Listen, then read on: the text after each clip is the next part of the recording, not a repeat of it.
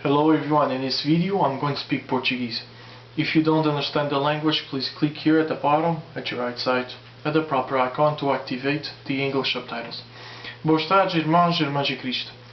Eu não sou muito entendedor de política, mas uma coisa eu cá sei.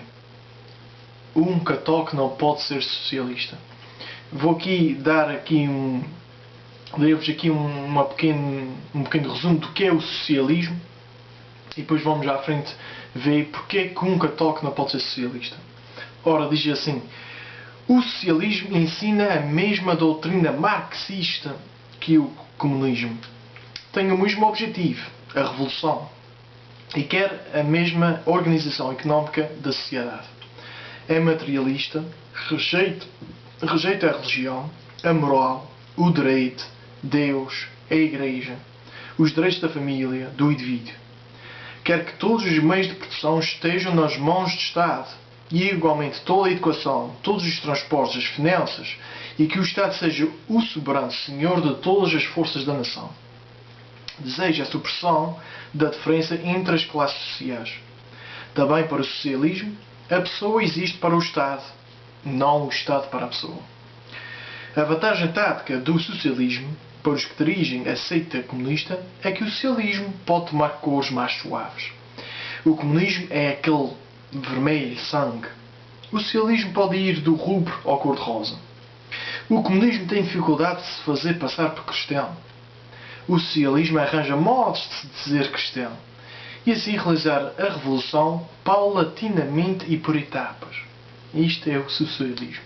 O que é que a Igreja tem ensinado ao longo dos séculos acerca do socialismo? Ora, vejam aqui uma frase do Papa Pio IX, que reinou entre 1846 e 1878. Transtorno absoluto de toda a ordem humana. Tampouco desconheceis, veneráveis irmãos, que os principais autores desta intriga tão abominável não se propõem outra coisa senão impelir os povos, agitados já por toda a classe de ventos de perversidade, ao transtorno absoluto de toda a ordem humana das coisas, e entregá-los aos criminosos sistemas do novo socialismo e comunismo. Outra frase do Papa a seguir a este, do Pio IX, vem o Papa Leão XIII, que reinou entre 1878 e 1905. O comunismo, o socialismo, o nihilismo, monstros horrendos que são a vergonha da sociedade e que ameaçam ser-lhe a morte. Papa a seguir, São Pio X, reinou entre 1903 e 1914.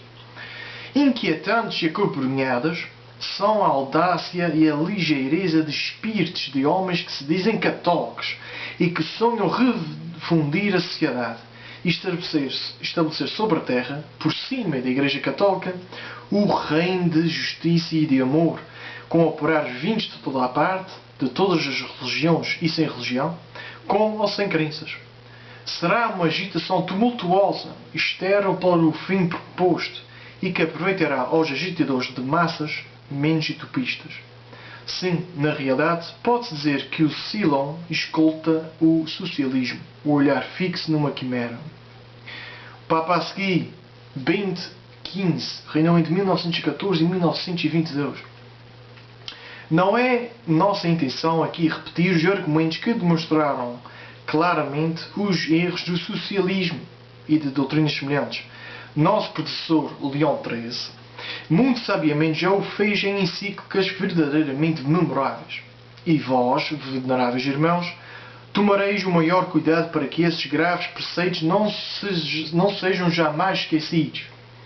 Papa a seguir, Pio XI, reinou entre 1922 e 1939. E se este erro, com todos os mais, encerra algo de verdade, o que os sumos pontifícios, os papas, nunca negaram, funda-se, contudo, numa concepção da sociedade humana diametralmente oposta à verdadeira doutrina católica. Socialismo religioso, socialismo católico são termos contraditórios. Ninguém pode ser, ao mesmo tempo, bom católico e verdadeiro socialista. Isto é uma frase aqui potente. O Papa a seguir foi o Pio XII, reinou entre 1939 e 1958. Não se pode cair no erro de retirar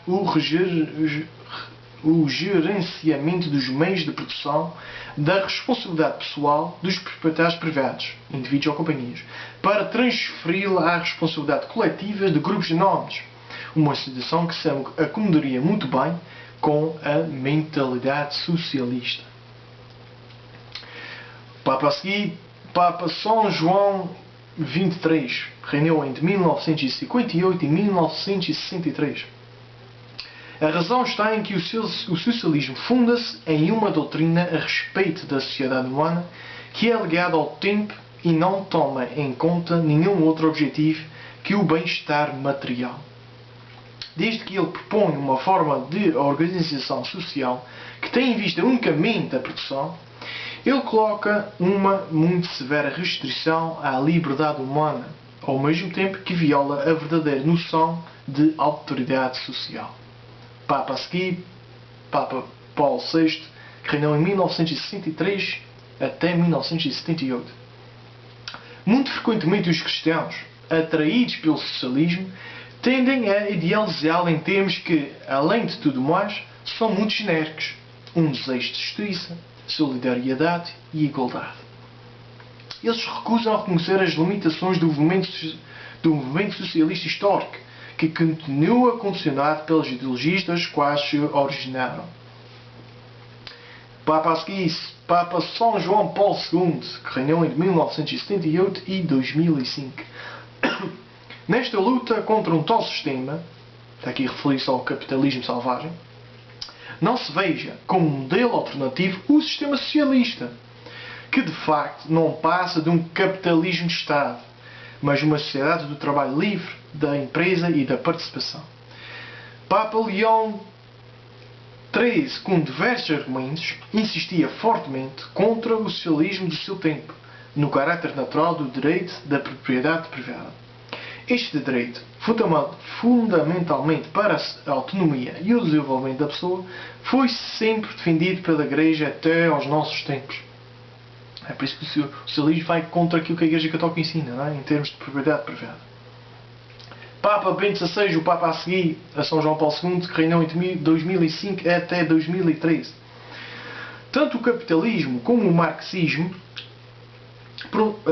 prometeram encontrar o caminho para a criação de estruturas justas e afirmaram que estas, uma vez estabelecidas, funcionariam por si mesmas. Afirmaram que não só não havia tido a necessidade de uma moralidade individual prévia, mas que também elas fomentariam uma moralidade comum.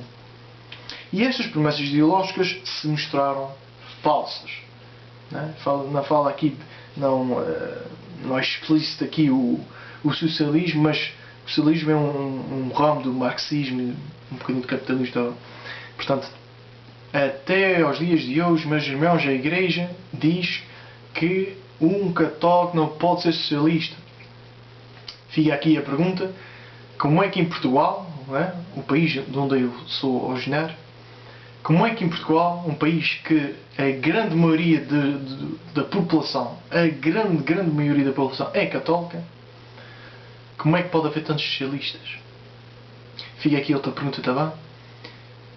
Como é que eu em toda a minha vida, e se calhar muitos de vocês também, que já são até já avançados de idade, como é que a gente nunca ouviu isto no ambão, nas missas, numas homilias, numas catequeses? Como é que a gente nunca ouviu? Como é que o clero nunca nos ensinou isso? Como é que a gente nunca ouviu isto? São perguntas pertinentes, não é? Pensai, meus irmãos, e vejai aquilo que a Igreja ensina. És socialista e és católico. Estás aí contra tudo. Desde dos meados do século XIX, estás aí contra tudo aquilo que foi dito e ensinado pela Igreja. Pensai, meus irmãos. E fica aqui esclarecido para todos acerca do socialismo e como o católico deve comportar-se perante esta ideologia política. Ok? Até para a semana.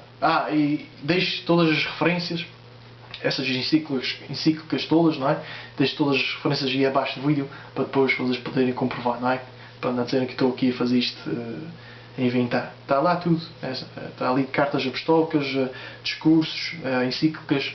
Vou deixar tudo aí abaixo para vocês poderem ver por vós mesmos. Até a semana, se Deus quiser.